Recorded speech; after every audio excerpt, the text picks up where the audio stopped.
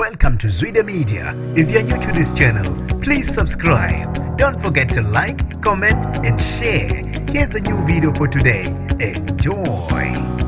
Bathukuthele bayaveva abaculi nabathandi bomculo wesintu emuva kwezinguquko ezimenyezele emsakazweni engaphansi kuka SABC ngolesithathu. Ngokwezinguquko ukhozi FM ligawula uhlelo obeligxule koMaskand abasafufusa isicathamiya kanye nombhaqango beluthi isibhukuda kwesimanzonzo. Umhlobo wenene oluthi ibangisiwela uthukele bese kuthi kwi-True FM oluthi isigida ngoMaskand. Abaculi abaningi babhodla umlilo ngokuphela kwalezi zinhlelo. Bathi bakuthatha njengokuhlwithwa ibele noma ukuphucwa iqatha emlonyeni njengoba bengabaculi bebekwazi ukuthola amasentshana kuyona lemsakazo emkhulu. Omunye ongaphathekile kahle uboneni Magubane uthele izinhlelo beze ibamba iqhaza elikhulu ekuphakamiseni umculo wamaciko asemasha ngaphambi kokuba adlalwe ngempela sonto. Ube senxusa inhlangano ezokusakaza kuleli iSABC kuba ibuyekeze isinqumo sokhoxiswa kwalezi zinhlelo njengoba ekhale ukuba zicindezela umsebenzi wamaciko njengoba kwazi ukuthi izona ezikhokha kakhulu ngokudlala kwalomculo. Ndlovukazi ke yalomculo Dr. Buselapho Buthelezi Xhobo uthe